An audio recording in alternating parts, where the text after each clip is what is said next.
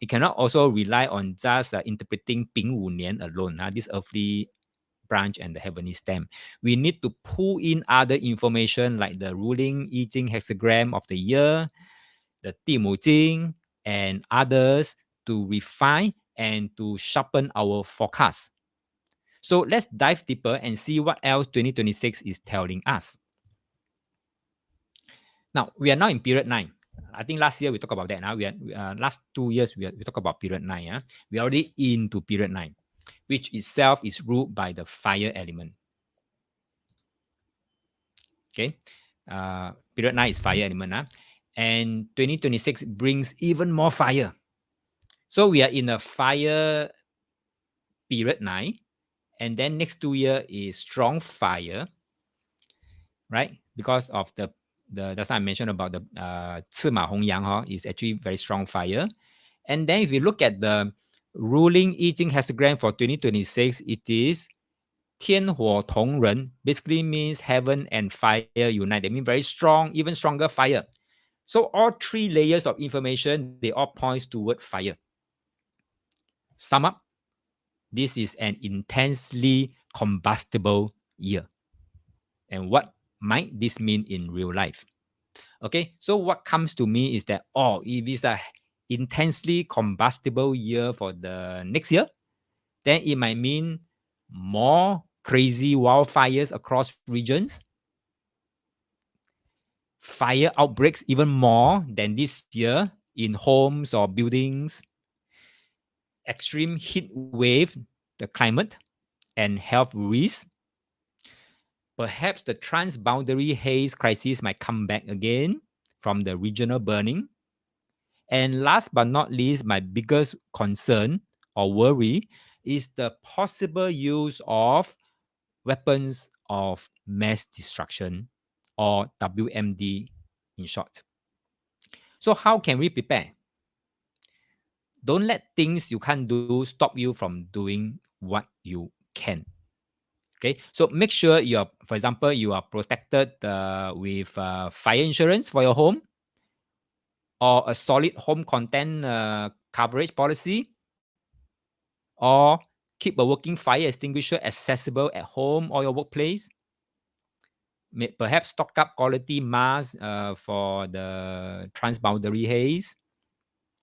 Remember, when fire energy dominates, the wisest approach is not to fear, it is preparedness. Stay aware, stay safe, and flow the energy, not against it. In the I Ching, there is a principle called 物极必反. What it means? When something reaches its extreme, it reverses. That means after such intense fire, the balance may swing sharply the other way, bringing extreme water calamities.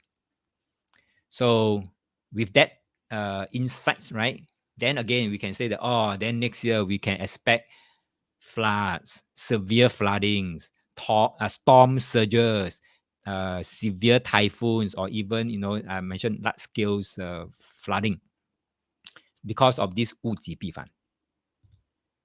And here's another layer. When fire is strong, water is strong, energy clash. It stirs up the air as well. This could mean more serious turbulence in flights, disrupted air travels, and heightened risk in aviation. So the warning is very clear. Prepare for fire, but also be ready for water. Okay, so with that insights, now let's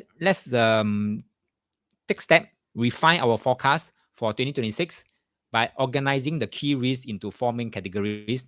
The 4 main categories that I've created. Feel free to create your own categories you deem fit. So under natural disasters, right, this column, we are looking at the possibility, like I say, it's possibility of wildfires, extreme heat wave, transboundary haze, large-scale floodings, extreme typhoons, perhaps even tsunamis, and last but not least, extreme air turbulence. These events reflect the strong fire and water imbalances indicated in the cycles we have studied. showing how environment extremes could disrupt life on many levels. Then next, financial crisis. Under the financial crisis column, we cannot rule out economic instability or panics, especially if geopolitical tensions escalate or if markets experience shocks. Financial system remain vulnerable in uncertain times, and ripple effects could be significant. That's for the second column. Third column is political and social upheaval. These categories include possible breakdown in institution, protests, civil unrest, particularly in regions already under stress. Already under stress means look at 2025 this year. Which country are already under stress? Russia, Ukraine, Taiwan, Japan, China, Philippines, Israel, Middle East. All these are already under stress. So look out for these areas.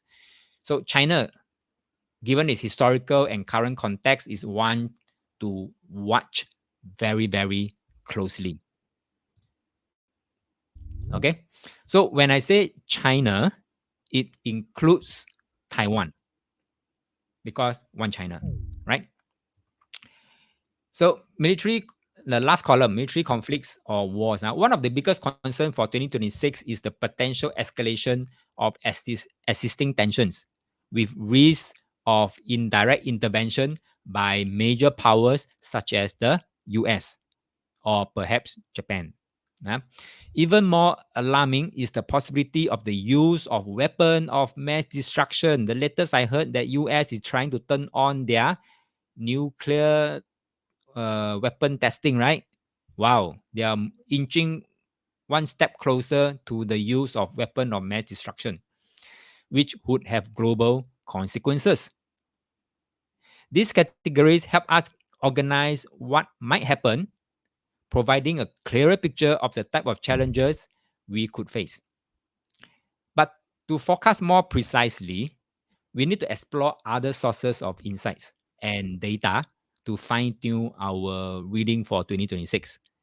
Since we have already brought in the ruling hexagram for 2026, which is Tongren, it is also important to consider how this ancient wisdom aligns and deepens our understanding of this risk. Okay, so let's take a closer look at the next one. Before we go any further, I want to highlight a quick but important disclaimer. Everything we forecast today is based on patterns, based on cycles, based on energetic indicators. They show us possibilities, they are not showing us certainties. Now, it's important to distinguish between natural and man made disasters. Examples: events like earthquakes, tsunamis, heat wave, all these are natural. So, when the signs show up, there's usually little we can do to stop them, but we can prepare. But events like war, protests, economic crisis are all man made. They are shaped by human decisions. And that means these calamities can be avoided. So, the value of a forecast isn't to make us fearful, it's to help us, especially leaders and world leaders, get ahead and make better choices. So every year there's a ruling histogram. I think by now you should know, that gives us a deeper understanding of the energy patterns that will shape the year ahead.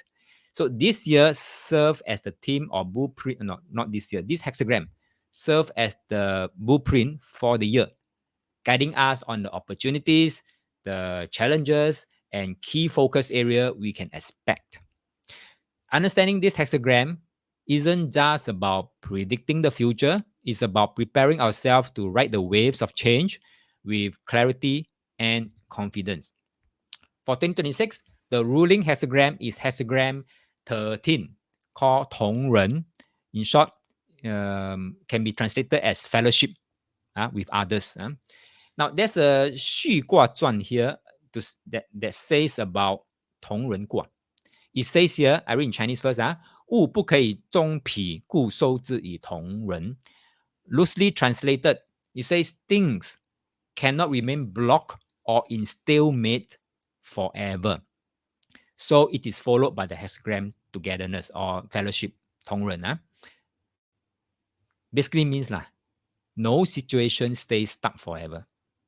I repeat, no situation stays stuck or stalemate forever. Life or nature always finds a way to self-correct. Now, you just have to imagine, think back these few years, what are the things that is stuck or in stalemate, and you felt that nothing can be done anymore. Hold your breath. Because comes 同人, right? There could be a chance that somehow this situation will find a way to self-correct. So be hopeful. Be very hopeful. Right? So in other words, when a period of division or stalemate reaches its limit, okay, the natural movement is towards coming together, forming alliances, and working with others for common goals, represented by hexagram 13, which is 同人. This hexagram suggests that 2026 will highlight more cooperation, more alliances, more joint efforts, but on the flip side, also the struggles and the negotiations that happen when we try to bring different parties of different nature together, trying to unite. It's not just about harmony, it's about navigating the challenges of coming together. You know, especially if different group have different agenda and different interests.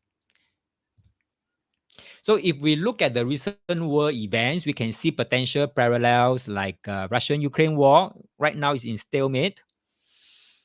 Europe don't want to let go. You know, Russia also don't want to let go. You know, but recently I heard, latest I heard, Trump has a 28-point peace plan for them.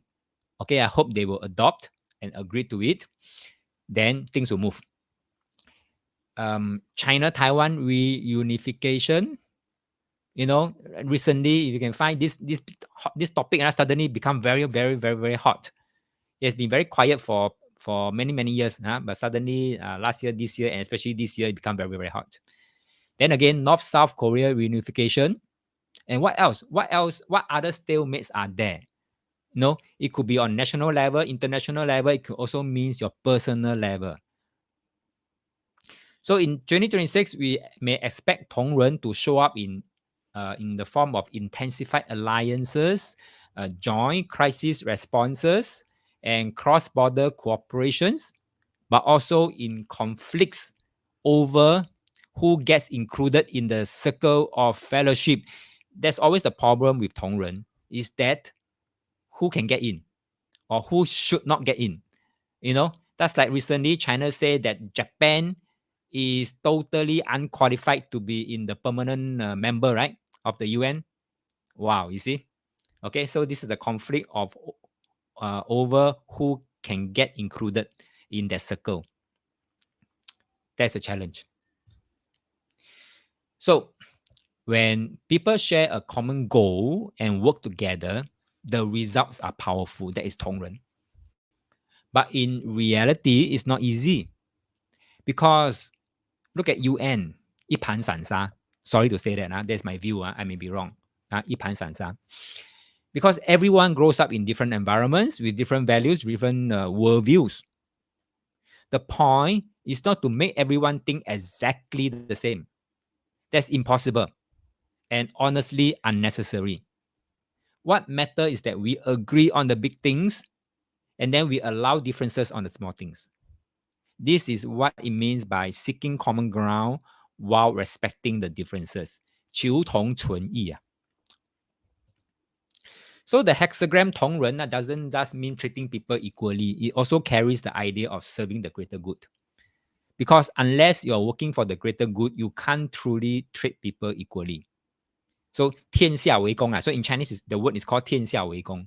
才一视同仁. This hexagram is offering us a guiding principle in 2026, especially for the world leaders. I hope they can listen in, or anyone know the world leaders, please share this with them. It's offering us a guiding principle in 2026, and that is focus on what unites us, step back on what divides us. But how can we tell? I don't know anyone going to ask this question. How can we tell who to align with and who to avoid? Right? Anyone got this question when I was talking about 同人? Now, if you have this question, don't worry, because Kong Fu Zi, Confucius, has this advice to give us. 君子和而不同. Loosely translated, a gentleman seeks harmony without needing everyone to be identical. So everyone want to be close to 君子 a gentleman. So a gentleman does this very, very well. They put aside personal grudges. They don't let bias or ego get in the way. They focus on the bigger goal and the common principles. For example, very crazy examples. Chinese people are more used to chopsticks, right? While foreigners, especially Westerners, are more used to forks and knife. So when we come together, let those who prefer forks and knife use them. Let those who prefer chopsticks use chopsticks. But get together and have the dinner joyfully. That's called 同人. That way, it's much easier to get along peacefully. So it's really about respecting the differences instead of forcing everyone to do the same thing. Now, we know how 君子 behave. How about 小人? I mean, petty people. How 小人 behave? 孔子 say, 小人同而不和. See the difference? The play of words. Petty people, 小人 may appear united on the surface, but only out of self-interest. Once the benefit is gone, the harmony collapses. That's not real unity. It's just a shallow compromise. Now, many months back, do you see a headline say Trump blames Zelensky for starting the war with a massive Russian attack? I thought US is supporting Ukraine. They were supposed to be together, in together. And then now, US, because interest has changed, right? So now, back then, Trump blamed Zelensky. So this is a perfect reminder of what Confucius said. Look at politics today. Alliance form quickly, but just as quickly fall apart when the personal advantage is gone. So that is not real unity. That's shallow compromise. So true unity, the kind Confucius pointed to, isn't built on blame or self-interest. It's built on shared principles and lasting trust. And when we understand that difference, we stop being fooled by surface level alliances and start seeking deeper, more stable connections, whether it's in nations, whether in business, or whether in our personal life. So I prepared this quick table here, a quick recap on the guiding principle for 2026, who to align with. Basically, is people who share common vision or higher purpose, even if their style or background is different, doesn't matter, accept the differences. Number two, those willing to set aside personal ego, grudges, and self-interest for the greater good. And number three, people who live by principles, not just convenience. So these are the group of people we want to align with, especially next year. Who to avoid? Number one, people who unite only for short-term benefits or profits, but lack true loyalty or harmony. Number two, those who insist on everyone being the same, leaving no space for differences. Think about US, often insisting that democracy is the only political system worth accepting and rejecting any other approach. Right? So true unity isn't about forcing one model on everyone. It's about respecting differences while still finding common ground. So harmony comes from inclusion. It doesn't come from uniformity. And the third one is those people who fake harmony, or going along to get along, but act selfishly once benefit arrive. So these are the group of people we want to avoid. So in short, align with principal allies who share the same big vision and respect differences. In short, is unity in diversity, but avoid petty alliances based on only short-term gains and no room for differences. Now, 天火同人 symbol looks like this. The imaginary comes from two trigram. One is the qian above, this one, qian. Okay, another one is the li below. So qian represent heaven, represent the sky, represent the king, represent the emperor, represent strong, represent robust, represent powerful, and represent a lot of things are something similar like that. Li represent fire and brightness. So when we combine these two together, certain vivid images start to emerge. I don't know what emerged for you, but at least for me, what I saw, the images was like explosion in the sky. This could be missile interception, or in extreme cases, the detonation of weapons of mass destruction. I hope not.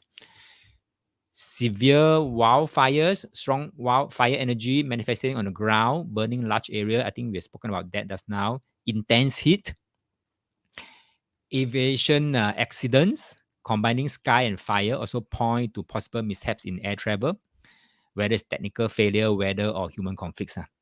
Okay. So, and then finally, the image of money burn, because 钱挂 on top can also means money. And this one is fire. Money burn. Where was I? Okay, remind us of financial crisis and market panics, losses, instability that can feel like wealth literally go up in flames. So these images are not predictions of certainty, but they help us frame possibility for what 2026 may hold, so we can monitor signs and prepare accordingly. You'll notice many of these images reinforce what we have forecasted earlier: strong fire and heat, environmental challenges, and geopolitical tension. Now, let me go a bit deeper. This may be a bit too chim for some of you, but I make already simplified. So you just listen to me and pull out all the key points can already. Yeah. So when we map is 6 lines across the year, each line spans about 2 months. So now I want you to pay attention to the middle of the year, the third, fourth, and the fifth line. Basically means June to about November like that lah. Okay, so June to July. It says here, hide weapon in the grass, watch from the hill, but do nothing for 3 years. So in modern terms, basically means the tension may be very high lah. Everybody hide weapon in the grass, ready to fight. Tension may be high. Preparation may be in place. That means nuclear weapon may be put on alert. Army could be ready to go out into full force. But the wise people, okay, or the wise move is to hold position and avoid triggering escalation. So world leaders, please hear this. Okay, then August, September, the phrase here say climb the city wall but don't attack. Earlier was hide in the grass. Now it's climb the city wall already, but don't attack. Good fortune. Okay, so it means literally it may means that you may have the means and opportunity to act. But here it says don't attack is good fortune. Basically means show restraint. Restraint here prevent disasters. So like I say, some disasters are man-made, and man-made one can be avoidable. So if the world leader know how to restrain, then we can avoid disasters. It's about showing strength without crossing the line. Then October, November, it says here, unite with others. First, there's crying and shouting, then laughter. Great forces meet in victory. So conflicts may peak before resolution is possible. But having said that, the condition is that 同人 must show up first. 同人 show up basically means they must sit down and talk to each other, willing to sit down and talk to each other. So this is the point where careful diplomacy can turn a tense standoff or conflict into a breakthrough. So for 2026, remember this, the year's middle months are not a time for rash move. Patience will keep the door open. Restraint will prevent irreversible damage. And then unity, though hard won, will be the path to eventual success. So that's not the middle part of the month, of the year. Next, another ancient script also provides further insights. Okay, Darren say, reading this, it sounds like connection before correction. If you choose correction first, are we open to bear the consequence? Very good.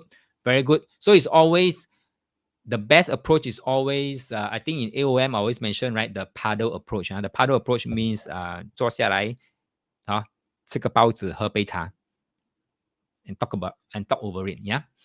Okay, so another classics also provides further insights onto this each of the lines. So I will just quickly pull out the key points, right? So February, March basically means military threats and political cohesion, means tension. In short, tension. April, May, resources become stretched. It could be economic strain, it could be food shortages, it could be supply limitation that will be testing our ability to coordinate. All right. Effort alone isn't enough. Strategic patience is required to weather scarcity. Now then, June, July, major market correction and extreme weather events. Wow. First time, right? You see something like saying so upright to say that major market corrections, right? Okay, so pay attention, yeah. Okay, then August, September, tension escalate again. Conflicts may flare. Wow. Okay, so patience and diplomacy are essential here to prevent escalation. Then October, November, perhaps the patience and diplomacy works. There might be a temporary truce. So a window of calm may appear. That means maybe a reconciliation or short-term resolutions that provide some sort of a relief.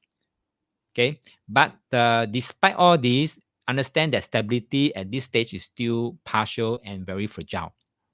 And then the last part of the year, there will be barriers and restrictions. That means the year closes with obstacles. Plans may be blocked by regulations, environmental limits, or lingering crises. Progress requires adaptation, requires caution, and waiting for the right opening. So let's fine-tune, update and fine-tune our table here. So I think I've said most of the things. So I've just added on few things, those in highlighted one. Also, we continue to see signals of wildfire, extreme heat wave, extreme air turbulence, so on and so forth. Financial crisis, probably June to July, mid-year. And then political, social upheaval, main concern is still in China. Added to this, June to October, we can see potential for move towards reunification. Move towards, and I'm not trying to suggest a total complete reunification, but a positive move towards reunification. Then again, it depends on other players, international players, whether they have other hidden agenda that may throw spanner into this reunification. Okay, if they really throw spanner, that may lead to the last column, military conflicts and war. Right? June to October, expect risk of direct superpower interventions, new war fronts opening, and even the looming threats of weapons of mass destruction. So looking at this updated forecast, it really calls for utmost patience, strategic restraint, and clear-eye awareness among the world leaders. Survival comes from holding steady until the storm passes. There are more insights we can draw from other sources. So, 地母经, let's add another layer from 地母经. It gives us a very vivid picture of 2026. First, it warns that spring and summer will bring floods, right? And then, large-scale floodings that disrupt cities, destroy homes, wipe out the harbors, Then the second part is about diseases spreading. The last line. I just want to pull out the key points only. It speaks about diseases spreading. We have just lived through COVID-19, so we know how quickly a pandemic can change everything. Floods and extreme weather often worsen this because when sanitation breaks down, new outbreaks of infectious disease can emerge. Then there's another point. The prophecy also says that the low-lying farmland will be washed away, which means the higher ground might survive. So today, this point towards food security risk as rising waters and erratic weather threaten crops production, supply chain, and global food prices. Then the last line says that the livestock will suffer from epidemics, 瘟疫 lah, and people may die prematurely. Now, livestock suffer and then people die prematurely. If you correlate them together, it means that the diseases from the livestock might spread to human and then subsequently human to human. Wow. This reminds us of the risk of zoonotic diseases lah, where animal outbreaks spill over into human population.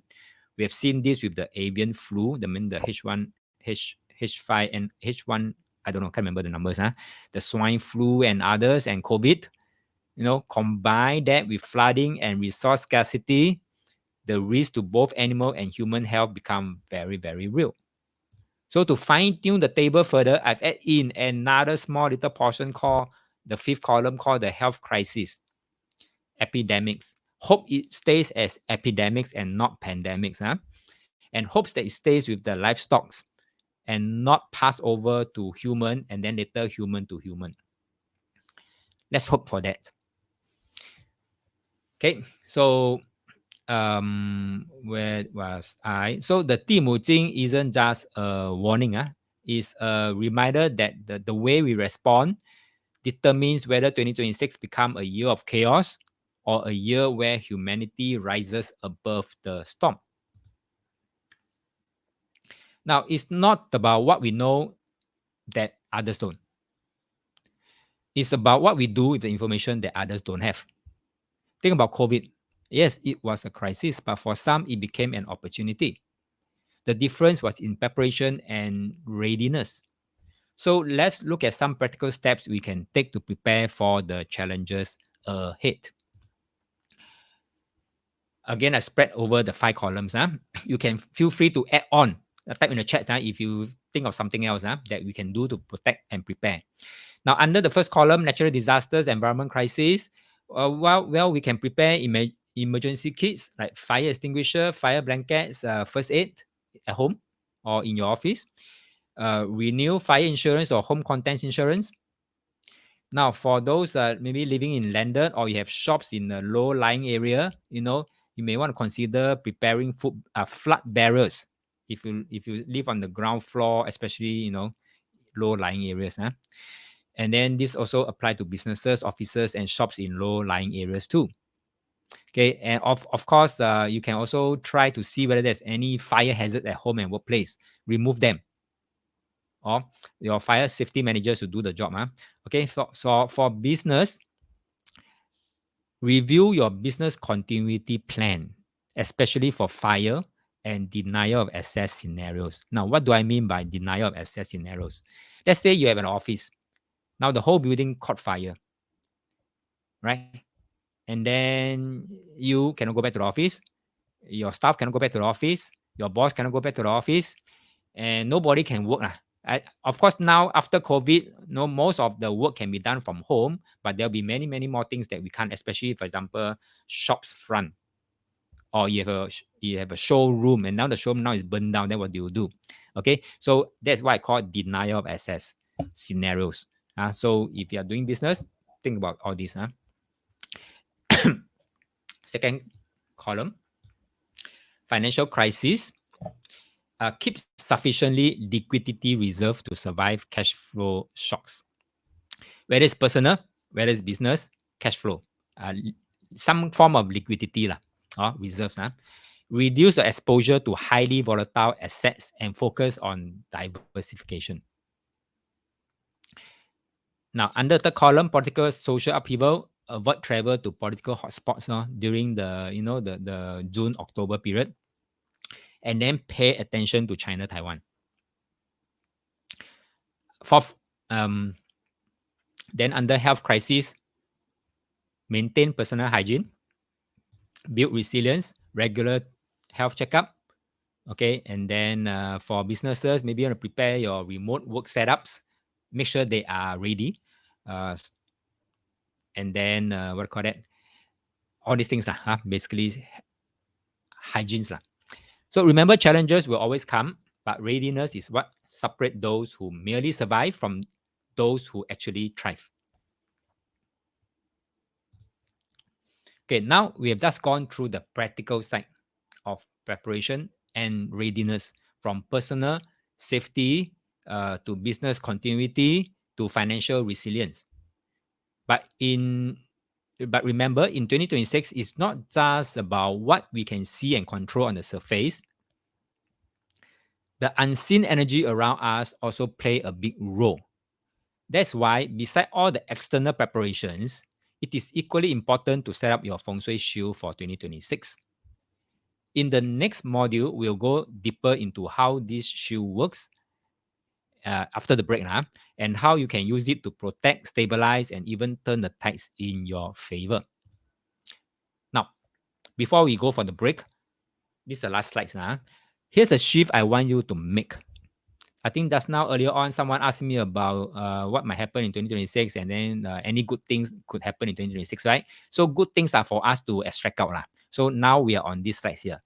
Okay, so here's a shift I want you to make. Don't just see the forecast as a long list of risk and threats. See it as a map of hidden opportunities. You think about it, when disaster strikes, like COVID, people don't just need help, they need solutions. In the face of wildfires, floods, or extreme weather, this is just my thoughts. You may have your own thoughts based on your own background and settings. And perhaps your own business, perhaps your own work and your own whatever background. So these are just my thoughts to share with you. If you have other thoughts, feel free to share in the chat. So in the face of wildfires, floods, and extreme weathers that we have highlighted, there may be a soaring demand for preparedness products like resilient planning, like protection services, like the flood barriers, things like that. If you're into this kind of businesses, then open your eyes big, yeah. If you can provide safety, you provide a peace of mind, and that's priceless. And then when financial gain hits, not financial gains, what was I saying? When financial panic hits, remember, fortune favor those who stay calm. If you prepare liquidity now, just now remember I mentioned that you should have some liquidity reserves. It's not just to play safe lah. If you prepare liquidity now, you'll be able to acquire valuable assets at a fraction of the cost after the panic, because those good stocks or whatever instrument may be at special discount. So it's a good time to buy. Okay, so crisis create clearance sales for the prepared. So in times of political and military upheaval, the world crisis, actually the world wants stability and security. So that means defense, technology, cyber security, and supply chain protection aren't just industry, they become the lifeline for both businesses. And when health crisis emerges, innovation accelerates, right? So biotech, telehealth, wearable health devices, these aren't just opportunity, they are breakthrough waiting to happen too. So every challenges we have forecasted is also a door waiting to be opened. So the real question is, in the midst of all these challenges, how can you position yourself, your skills, or your business to meet the demand that will surely emerge? The real winners of 2026 won't be those who simply survive the storm, but those who ride the wave and turn crisis into transformation. Okay, so we are done with module 1, module 2.